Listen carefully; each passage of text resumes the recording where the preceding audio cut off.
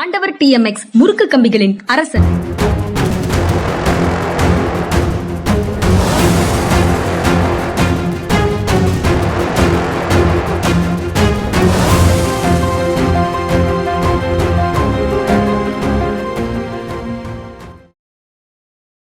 வணக்கம். இது மனிதா மனிதா. அதிமுகல மீண்டும் ஒரு பிளவு அப்படிங்கிறது பெரிய செய்தியாக இருக்குது. எஸ்பி வேலுமணி, CV சண்முகம் போன்றவர்கள் எடப்பாடி பழனிசாமிக்கு எதிராக போர்க்கொடி தூக்குகிறார்கள். விஜயனுடைய அரசாங்கத்தை ஆதரிப்பதா வேண்டாமா அப்படிங்கிற பிரச்சனையில அந்த முரண்பாடு கூர்மை அடைந்திருப்பது போல தெரியுது. அல்லது விஜயனுடைய காங்கிரஸ் இடதுசாரிகள், விடுதலை சிறுத்தைகள் போன்றவர்களுடைய ஆதரவை நம்பி விஜய் அரசு இருக்கக்கூடாது, அதுக்கு ஆல்டர்னேட்டா வேற அரேஞ்ச்மெண்ட் பண்ணணும்னு யாராவது நினைச்சு அது அதிமுகவை ஆதரவு கொடுக்க சொல்றாங்க. அதுல ஈகோ கிளாஷ்ல எடப்பாடி தனித்து விடப்படுகிறாரா என்னங்கிறது தெரியல. அதிமுகல மீண்டும் ஒரு பிளவு.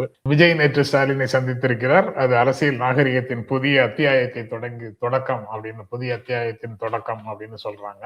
அரசியல் நாகரிகத்தின் முதிர்ச்சிக்கு இது அடையாளம்னு சொல்றாங்க.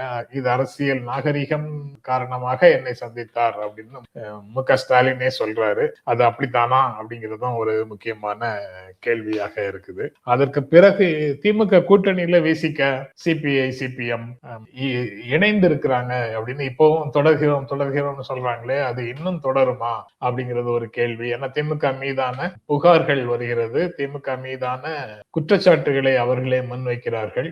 செய்யக்கூடாத ஒரு பாவத்தை திமுக செய்தது போல செய்திகள் எல்லாம் வருது. அதனால இன்னும் 2 வாரங்கள்ல திமுக கூட்டணியில இருப்பதா அல்லது இந்தியா கூட்டணியில காங்கிரஸோடு தொடர்வதா அப்படிங்கிற முடிவை எடுக்கிறோம்னு விசிக தலைவர் சொன்னதாக இன்றைக்கு நாளிதழ்ல ஒரு செய்தி இருக்குது. இந்தியா கூட்டணியில இருந்து திமுக வெளியேறிவிட்டதா, எங்களுக்கு மக்களவையில இடங்களை மாற்றி கொடுங்கள், காங்கிரஸோடு சேர்ந்து அமர்ந்திருக்க முடியாதுன்னு மக்களவை தலைவர், திமுக தலைவர் கனிமொழி கருணாநிதி கடிதம் எழுதினாரு ஸ்பீக்கருக்குங்கிறத மையமாக வச்சு திமுகவிடமிருந்து எல்லாரும் நகர்ந்து விடுவதுங்கிற முடிவை எடுத்திருக்கிறாங்களா? இப்படி பல கேள்விகள் இருக்கு. பேசலாம், அதை பற்றி எல்லாம் பேசலாம். முதல்ல அதிமுகல பிளவு அப்படிங்கிறது எந்த லெவல்ல இருக்கு அப்படிங்கிறத பார்க்கலாம். சபாநாயகராக ஜெயசிடி பிரபாகர் தேர்ந்தெடுக்கப்பட்டிருக்கிறார். ரவிசங்கர் துணை சபாநாயகராக தேர்ந்தெடுக்கப்பட்டிருக்கிறார். வேறு யாரும் அவங்களை எதிர்த்து போட்டியிடவில்லை. ஒரு தொங்கு சட்டப்பேரவையில மைனாரிட்டி லெவல்ல இருக்கக்கூடியவங்க, வெளியிலிருந்து ஆதரவோடு அரசை நடத்த நிலையில இருக்கக்கூடியவங்க இவ்வளவு எளிதாக சபாநாயகரை தேர்வு செய்து போக முடியாது. அதனால இப்ப அவங்களுக்கு எதிர்த்து கேண்டிடேட் போடுறதுக்கு அதிமுக உட்கட்சி குழப்பம் இருக்கிற காரணத்தினால, திமுகவுக்குள்ள கூட்டணி பிரச்சனைகள் இருக்கிற காரணத்தினால எதிர்த்து கேண்டிடேட் எதுவும் போடல அப்படின்னு ஒரு எண்ணம் வருகிறது. அல்லது விஜய்க்கு எந்த நெருக்கடியும் கொடுக்காம 6 மாசம் போகட்டும் அப்படிங்கிற முடிவுக்கு எல்லாருமே வந்துட்டாங்களா அப்படிங்கிறதும் தெரியல. 6 மாதங்களுக்கு இடையூறு செய்ய மாட்டோம் அப்படின்னு திமுக சொன்னதுக்கு பின்னணியில எதிர்ப்பே காட்ட மாட்டோம், எந்த இடத்துலயும் எதிர்ப்பே காட்ட மாட்டோங்கிற ஒரு பொருள் இருக்குது அப்படிங்கிறது அப்ப புரியல. But speaker elected. இப்போ ஸ்பீக்கர் பேரவை தலைவர் இந்த அதிமுக எது எதிர் குரூப் அப்படிங்கிறத முடிவு செய்யணும். ஃபார்ம் ஏ, ஃபார்ம் பி அதெல்லாம் கையெழுத்து போட்டதுனால பார்ட்டியினுடைய ஜெனரல் செக்ரட்டரியாக, அதிமுக கட்சியினுடைய பொதுச் செயலாளராக எடப்பாடி பழனிசாமி இருக்கிறதுனால அவருக்கு ஆதரவு குறைவாக இருந்தாலும், 17 எம்எல்ஏக்கள் ஆதரவு மட்டுமே அவருக்கு இருந்தாலும், அவர் சொல்றத பேரவைத் தலைவர் ஏற்கிறாரா, இல்ல 47 உறுப்பினர்கள்ல 30 உறுப்பினர்கள் கொண்ட குழுவாக வேலுமணி குழு, எஸ்பி வேலுமணி குழு இருக்கு, அதை அதிமுகவாக ஏற்கிறாரா அப்படிங்கிறது தெரியல. ஸ்பீக்கரோட முடிவு தான் அது. அதுல எது சரி எது தப்பு அப்படிங்கிறது அவர் தான் அதை முடிவு பண்ணணும். அது வந்துருச்சுன்னா கிட்டத்தட்ட அது அதிமுக ஒரு மிகப்பெரிய அளவுல பிளவாக அது முடியும் அப்படிங்கிறது தெரியுது. அவங்கள தேவைக்கால அதிமுகங்கிற பெயர்லயே கூட்டணிக்குள்ள சேர்க்க போறாங்களா, அமைச்சரவையில சேர்க்க போறாங்களா, அப்படி அதிமுகங்கிற பெயரோட அவங்க வந்தாங்கன்னா அதை அப்படி சேர்க்கணுமா? ஏற்கனவே ஒரு தகவல் ஓடிட்டு இருந்தது, எல்லாரும் ரிசைன் பண்ணிட்டு வந்து கட்சியில சேருங்க, தவேக்காவாக சேருங்க, நாங்க உங்களுக்கே திரும்ப சீட் தரோம், அந்த தொகுதியில நீங்களே நின்று வெற்றி பெற்று வாருங்கள், அதுக்கப்புறம் அமைச்சரவையில சேர்த்துக் கொள்ளலாம் அப்படின்னு முதல்ல ஒரு தகவல், ஒரு செய்தி சொல்லப்பட்டதாக ஒரு தகவல் வருது. அதுல அதிமுக எம்எல்ஏக்களுக்கு பலருக்கு தயக்கம் இருக்கு. ஏன்னா திரும்ப அதே தொகுதியில போய் இரட்டை இலைக்கு ஓட்டு போட்டு உங்களை ஜெயிக்க வச்சோம், அப்புறம் நீங்க வேற பக்கம் போயிட்டு திரும்ப அதே மாதிரி வரீங்களேன்னு தொகுதியில மக்களிடத்துல இருந்து கட்சியில இருந்து எதிர்ப்பு வந்து விடக்கூடாது அப்படிங்கிற ஒரு எண்ணம் கொண்ட எம்எல்ஏக்கள் அந்த ப்ரொபோசலை ஏற்க தயங்குறாங்க. அதனால இப்போ மாற்று ஏற்பாடுகளுக்கு இவங்க போனாங்கன்னா அதை விஜய் ஏற்றுக்கொள்கிறாரா அப்படிங்கிறது தெரியல. இல்ல விஜய்க்கும் இந்த குழுவுக்கும் இடையில வேறு எங்கிருந்தாவது பஞ்சாயத்து நடக்குதா, டெல்லியில இருந்து பஞ்சாயத்து நடக்குதா, அந்த அதிமுக இருந்து ஒரு 30 பேரை கொண்டு வந்து இவங்களோட சேர்த்து ஒரு கூட்டணி அமைச்சரவையை உருவாக்கி விட்டால் இந்த அன்றாடம் பிழைக்க வேண்டிய ஒரு கஷ்டம் இருக்காது. குழியில விழுந்துருவோமா இல்ல நடந்து கடந்துருவோமா அப்படிங்கிறது எல்லாம் இந்த ரேசர் தின் மெஜாரிட்டிக்குள்ள படுற கஷ்டங்கள் எதுவும் பட வேண்டியது இருக்காது. அதனால நீங்க இந்த அரேஞ்ச்மெண்ட்டை ஏற்றுக்கொள்ளுங்கள், அவங்களுக்கு யாராவது நல்ல ஆலோசனைகளை சொல்றாங்களா அப்படிங்கறதும் தெரியல. அப்படி அவங்க சேர்ந்துட்டாங்கன்னா காங்கிரஸ் கொடுத்த ஆதரவுக்கு என்ன பெனிஃபிட், இல்லை அது என்ன பலன், விசிக, சிபிஐ, சிபிஎம் இவர்களுடைய ஆதரவு தேவையா தேவையில்லையா, வேலுமணி, சி.வி. சண்முகம், தங்கமணி போன்ற அதிமுகவினுடைய முன்னாள் அமைச்சர்கள் அந்த அணிக்குள்ள வந்து அமைச்சரவையில் சேர்ந்து இருப்பது, ஆளுநர் ஆட்சி வந்துரும் அதனாலதான் நாங்க ஆதரவு கொடுக்க போனோம் அப்படின்னு சொன்னவர்களுக்கு இனி அந்த ஆளுநர் ஆட்சியை பற்றி பயம் கிடையாது. அப்போ அவங்க வந்து சேர்ந்துட்டாங்கன்னா இவங்க ஆதரவை விலக்கி கொண்டு பழைய நிலைமைக்கு வந்துருவாங்களா, இப்படிலாம் பல கேள்விகள் அதை சுத்தி வருது. அவங்க யார் யார் என்ன செய்ய போறாங்கன்னு தெரியல. ஆனா அடுத்து வரும் நாட்கள்ல நாம் எதிர்பார்க்காத பல விஷயங்கள் நடக்கலாம், அது எல்லாமே அதிர்ச்சியை கொடுக்கும் அப்படின்னு சொல்றாங்க. லாயல்டி இல்லாம, விசுவாசம் இல்லாம நடக்கக்கூடிய விஷயங்களாக பல விஷயங்கள் இருக்கும், அது ஜீரணிக்க கஷ்டமாக இருக்கு அப்படின்னு சில பத்திரிகையாளர்கள் சொல்றாங்க. But loyalty is very expensive, not every one can afford it அப்படின்னு ஒரு ஆங்கில சேயிங் ஒரு நண்பர் அனுப்பியிருந்தார் 2 நாட்களுக்கு முன்னால. விசுவாசம்ங்கிறது ரொம்ப ரொம்ப எல்லாராலையும் விசுவாசமாக இருக்க முடியாது, ஏன்னா அது ரொம்ப எக்ஸ்பென்சிவ், அதுக்கு நிறைய விலை கொடுக்க வேண்டியது இருக்கும் அப்படின்னு அந்த மேற்கோள் சொல்லுது. என்ன விலை கொடுக்க வேண்டியது இருக்கும்,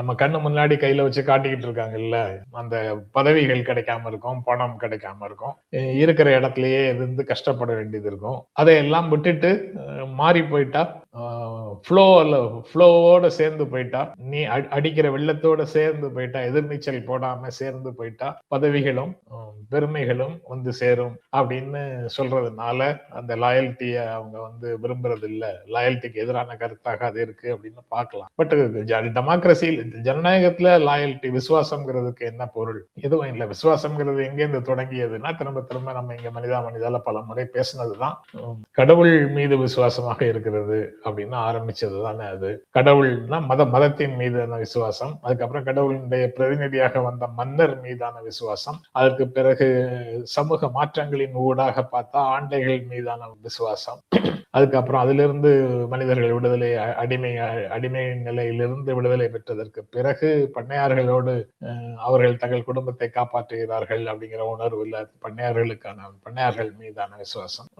முதலாளிய உலகில அதற்கான பொருள் இல்லை. அதனால இந்த ஜனநாயக அமைப்புக்குள்ள அதுக்கு ஜனநாயகத்தினுடைய அடிப்படையே வந்து கருத்து வேறுபாடு தான், மாற்று கருத்துக்களை கொண்டிருப்பதுதான். அதனால விசுவாசம்ங்கிறது தேவையில்லை அப்படின்னு சொல்லக்கூடியவர்கள் இருக்கிறாங்க. ஆனா நன்றி அறிதல் அப்படின்னு இன்னொன்னு சொல்றாங்கல்ல, அந்த நன்றி அறிதல் வேற, விசுவாசம் வேறவா அப்படிங்கிறது ஒரு பெரிய பிரச்சனை. பட் நம்ம ரத்தத்துல இயல்பாக நம்ம உணர்வுகள்ல இயல்பாக எண்ணன்றி கொண்டார்க்கும் ஓய்வுண்டாம் ஓய்வில்லை செய் நன்றி கொன்ற மகற்கு போன்ற கருத்து மனசுல பதிஞ்சிருக்கிற காரணத்தினால இந்த தேர்தல் முடிவுகள் வந்த உடனே மாற்று சில காலம் ஆகிறதுக்கு முன்னாலேயே, தேர்தல் முடிஞ்சு அரசு ஒன்று பதவியேற்பதற்கு முன்னாலேயே ஏற்கனவே இருந்த அணியை விட்டு வெளியில போய் இன்னொரு அணியோட சேர்றது அப்படிங்கிறது நன்றி கொன்ற மாதிரியான உணர்வு தான் பெரும்பாலும் மக்களுக்கு வருது. அது என்ன காரணத்துக்காக இருந்தாலும் சரி, எவ்வளவு நியாயங்களை கற்பித்தாலும் சரி, அது எஸ்பி வேலுமணி, சிபி சண்முகம் போன்றவர்கள் அந்த பக்கத்துல இருந்து ஆதரிக்கிறதாக இருந்தாலும் சரி, அல்லது இங்க இருந்து போய் அதை ஏற்கனவே ஆதரிக்க தொடங்கிய திமுக கூட்டணி கட்சியினராக இருந்தாலும் சரி, மக்கள் அதை எப்படி எடுத்துக்கொள்வார்கள்ங்கிறது தெரியல. பார்ப்போம் அது எப்படி வருதுன்னு பார்ப்போம். அதுக்கப்புறம் விஜய் சந்திப்பு. விஜய் நேற்று முதலமைச்சர் விஜய் முன்னாள் முதலமைச்சர் எம் கே ஸ்டாலினை போய் சந்திச்சாரு. உதயநிதி வரவேற்றார், ஆரத்தழுவி வரவேற்றார். உள்ள போகும்போதும் எம் கே ஸ்டாலினையும் ஆரத்தழுவி வரவேற்றார். அவங்க பேசிட்டு இருந்தாங்க. அன்பு நிறை வாழ்த்துக்களையும் ஆலோசனைகளையும் வழங்கினேன் அப்படின்னு ஸ்டாலின் சொல்றாரு. இதற்கு அரசியல் நாகரிகத்தினுடைய தொடர்ச்சி, அரசியல் நாகரிகத்தினுடைய தொடர்ச்சி இல்ல, புதிய அரசியல் நாகரிகத்தை விஜய் தொடங்கி வைத்திருக்கிறார்னு சிலர் சொல்றாங்க. ஏற்கனவே ஸ்டாலின் இது போன்ற விஷயங்களை செஞ்சிட்டு இருந்தாரு. பெருந்தன்மையாக, நாகரிகமாக, அரசியல் நாகரிகத்தை கடைபிடிக்கிற மாதிரி, மாற்று கருத்து கொண்டவர்களை ஆதரிக்கிற மாதிரி பல்வேறு விஷயங்களை செய்துட்டு இருந்தாரு. மாற்றான் தோட்டத்து மல்லிகைக்கும் மனம் உண்டு அப்படிங்கிற பழைய அண்ணாவினுடைய மேற்கோளை முன்வைத்து பலர் பாராட்டிட்டு இருந்தாங்க.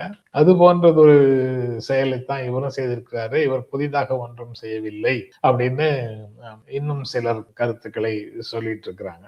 ஓகே, அது ஸ்பெஷலாக திமுக கூட்டணியில் இருந்த கட்சிகள் அவருக்கு ஆதரவு கொடுக்கறதுனால அவர் திமுக தலைவரை சந்தித்தார் அப்படின்னு ஒரு பிம்பம் வரல. பிம்பம் வரக்கூடாதுங்கிறதுக்காகவே ஒரே நாள்ல எல்லாரையும் சந்திச்சாராங்கிறது தெரியல. அல்லது இதற்கு பிறகு இவங்களை எல்லாம் சந்திச்சு முடிச்சதுக்கு பிறகு கமலாலயம் போய் சந்திப்பாரு, அல்லது டெல்லி போய் சந்திப்பாரு. அப்போ வித்தியாசமாக தெரிந்து விடக் கூடாதுங்கிறதுக்காக இப்ப எல்லாரையும் சந்திக்கிறாராங்கிறது தெரியல. இப்படி பல்வேறு காரணங்களுக்காக இந்த சந்திப்பு இருக்கலாம். அரசியல் நாகரிகமாகவும் இருக்கலாம். அதோட சேர்த்து ஆடு மேய்த்த மாதிரியும் ஆச்சு, அண்ணனுக்கு பொண்ணு பார்த்த மாதிரியும் ஆச்சுங்கிற மாதிரி பல்வேறு நோக்கங்களும் அதோட இருக்கலாம் அப்படின்னு பல விதமான கருத்துக்கள் இருக்கு. பட் அதோட அதை நிறுத்திக்கலாம், பார்க்கலாம். நான் ஃபீல் பண்ணினது அது நல்ல தொடக்கம், விஜய்க்கு நல்ல தொடக்கம். அரசியல் நாகரிகத்தை தொடர்ந்து அவர் கடைபிடிக்கணும். அவருடைய இந்த ஒரு செயல் மட்டும், ஒரு நாள் செயலாக மட்டும் அது இல்லாம தொடர்ந்து சொல்லிலும் செயலிலும் நல் உணர்வுகள் மட்டுமே வெளிப்பட வேண்டும். தமிழ்நாட்டின் அனைவருக்குமான முதலமைச்சராக அவர் இருக்கிற பட்சத்துல இந்த தேர்தல் பிரச்சாரத்தின் தொனியில அவர் பேசுவதை நிறுத்திட்டு அன்பு வெளிப்படும் விதமாக நேர் வகையான சொற்களை மட்டுமே பயன்படுத்தி பேசினார்னா அது ஒரு பண்பாக, ஆளுமையாக அவருக்கு சேரும். அப்படி இருப்பாரா அப்படிங்கறத பார்க்கணும், தொடர்ந்துதான் பார்க்கணும். அதுக்கப்புறம் இந்த திமுக கூட்டணியில பிசிகே, சிபிஎம் நீடிக்குமா? ஏன் இந்தியா கூட்டணியில நாங்க இருக்கணுமா அல்லது திமுக கூட்டணியில இருக்கணுமா அப்படிங்கிற கேள்வியை திருமாவளவன் எழுப்பியதாக டைம்ஸ் ஆஃப் இந்தியால ஒரு செய்தி இருக்கு. அது ஏன் வருது? திமுக கூட்டணியில இருக்கிறோம், திமுக கூட்டணியில் தான் தொடர்கிறோம், கவர்னர் ஆட்சி வந்துடக்கூடாதுங்கிறதுக்காக விஜய் ஆட்சியை ஆதரிக்கிறோம் அப்படின்னு சொன்னவங்க இப்ப எதனால விஜய் ஆட்சியில் பங்கேற்க வேண்டுமா வேண்டாமாங்கிறத முடிவு செய்யறோம்னு சொல்றாங்க சீக்கிரமாக. அதுக்கப்புறம் திமுக கூட்டணியில் தொடரணுமா வேண்டாமாங்கிறத முடிவு செய்யணும்னு சொல்றாங்க. அப்ப திமுக கூட்டணியில் இருந்தும் விலகி விஜய் அரசியல் சேர்வது என்ற முடிவுக்கு விசிக நகர்கிறதா அப்படின்னு அந்த செய்தியை பார்க்கும்போது ஒரு உணர்வு வருது. அது அப்படியாங்கிறது பார்க்கணும். அதுக்கப்புறம் சில தொலைக்காட்சிகள் சில தொலைக்காட்சிகள் நடக்கக்கூடிய உரையாடல்கள்ல இது போன்ற கருத்துக்கள் திரும்ப வருது. திமுக மீதான அவதூறுகள் வரும். அது என்ன உண்மை அப்படிங்கிறத பார்க்காம மேலோட்டமாக பார்க்கிறது சரியில்லை அதை அதை வந்து விரிவாக அதையும் ஆய்வு செய்யணும் அப்படிங்கிறேன். இப்போ அதை பற்றி பேசுவது ப்ரீமெச்சூர்டா இருக்குமா அப்படின்னு தெரியல. ஆனா ஒரு ஒரு ஒரு குறிப்பிட்ட செய்தி மட்டும் பேசலாம் அப்படின்னு நினைக்கிறேன். திருமாவளவனை முதலமைச்சராக ஆக்கிய திமுகவும் அண்ணா திமுகவும் ஆதரிப்பதாக ஒரு செய்தி இருந்தது. விஜயை முதலமைச்சர் பதவியை ஏற்க விடாமல் செய்வதற்கு ஒரு சதி போல இந்த மாதிரி ஒரு கருத்தை முன் வச்சு ஒரு கருத்து வருது. இல்ல, ஒரு தொங்கு சட்டப்பேரவையில all possibilities will be explored அப்படின்னு கவர்னரால அல்லது பிற கட்சிகளால ஒருவேளை அந்த முதல்ல சிங்கிள் லார்ஜஸ்ட் பார்ட்டியை கூப்பிட்டு ஆட்சி அமைக்க சொல்லி கவர்னர் கேட்கிறாரு. அவரால் ஆட்சி அமைக்க முடியவில்லை, பெரும்பான்மையை பெற முடியவில்லை என்றால் ஆல்டர்னேட் என்ன? மீதி இருக்கிறவங்க சேர்ந்து ஆட்சி செய்வதற்கு வாய்ப்பு இருக்காங்கிறத எக்ஸ்ப்ளோர் பண்றது. திமுக அண்ணா திமுக சேர்ந்து ஆட்சி அமைக்க முடியாது, கூட்டணியில இவங்க ஆட்சிக்கு வருவதற்கே விருப்பம் இல்லை, ஏன்னா பெரும்பான்மை எங்களுக்கு கொடுக்காததுனால நாங்க 5 ஆண்டுகளும் எதிர்கட்சியில இருக்கிறோம் அப்படின்னு திமுக தலைவர் மு.க.ஸ்டாலின் தெளிவாக அந்த விஷயத்த சொல்லிட்டாரு. நாங்க எதிர்கட்சியில தான் இருக்க போறோம் அப்படின்னு சொல்லிட்டாரு. அதற்கப்புறம் யார் வந்து ஆட்சி அமைக்கிறதுக்கு எனக்கு ஒரு வாய்ப்பு இருந்தால் நீங்க ஆதரிப்பீங்களான்னு யார் கேட்டாலும் அதுக்கு அவங்க பதில் சொல்றாங்க. அதிமுக வந்தாலும் அவங்க பதில் சொல்றாங்க, விசிக வந்தாலும் பதில் சொல்றாங்க. அது எக்ஸ்ப்ளோரேஷன் ஆஃப் பாசிபிலிட்டி. ஒரு வாய்ப்பு இருக்குன்னா அது நடக்குமா நடக்காதாங்கிற பேச்சுக்களாக இருக்கும். அதை ஒரு பெரிய பிரச்சனையாக பேசுவது அப்படிங்கிறது சரியான தெரியல என்ன, அது அவசியம் இல்லாத விஷயம்தான். தேவை அந்த பேச்சே அவசியம் இல்லாத விஷயம். நீங்க என்ன காரணத்துக்காக இப்போது ஆளுநர் ஆட்சி வந்துவிடக்கூடாது, குடியரசுத் தலைவர் ஆட்சி வந்துவிடக்கூடாது, குடியரசுத் தலைவர் ஆட்சி வந்தால் அது பாரதிய ஜனதா கட்சியின் நேரடி ஆட்சி, அதை தவிர்ப்பதற்காக நாங்கள் விஜய்க்கு ஆதரவு தெரிவிக்கிறோம் அப்படின்னு சொல்லிட்டு இருக்கக்கூடிய கூட்டணியை விட்டு எதிராக போய் ஆதரவு கொடுக்குறீங்களோ அதுல எவ்வளவு நியாயம் இருக்குதோ அதே நியாயம் வந்து இவங்க அதிமுக ஆதரிச்சாலோ திருமாவளவனை ஆதரிச்சாலோ இருக்கு. ஆனா நீங்க உங்களுடைய பொலிட்டிக்கல் கன்வீனியன்ஸுக்காக, இன்றைய அரசியல் சந்தர்ப்பவாதத்திற்காக, இன்று உங்களுடைய மனசுல திமுகவை விட்டு வெளியில போய்விட வேண்டும் என்ற ஒரு உணர்வு வந்ததன் காரணமாக, அது ஒரு விடுதலையான உணர்வோட நீங்கள் மகிழ்வதை பார்க்க முடிகின்ற காரணனால நீங்க அதுக்கு ஒரு காரணம் தேடுறீங்க, ஒரு சாக்கு தேடுறீங்க. அதை நீங்க வந்து ஒரு அவதூறாக குற்றச்சாட்டாக முன்வைக்கிறீங்க அப்படின்னு தான் புரிந்து கொள்ள வேண்டியது இருக்கு. பார்ப்போம், அது திமுகவிலிருந்து அவங்க விலகி போறாங்களா, திமுக கூட்டணியிலிருந்து விலகி போறாங்களா, இந்தியா கூட்டணியிலிருந்து திமுகவை வெளியேற்றுகிறார்களா அல்லது இவர்களே வெளியேறுகிறார்களா, அது என்ன ரிலேஷன் காங்கிரஸுக்கும். இப்ப இந்தியா கூட்டணியில திமுக இல்லாத இந்தியா கூட்டணியில அகிலேஷ் யாதவ் இருக்காரா, ஆர்ஜேடி இருக்கா, இப்படி பல்வேறு விஷயங்கள் இருக்கு. அது அடுத்தடுத்த நாட்கள்ல என்ன டெவலப் ஆகுதோ அதை பொறுத்து பேசலாம். ரொம்ப நன்றி. அடுத்த வீடியோல நாளைக்கு பார்க்கலாம். ரொம்ப நன்றி, வணக்கம்.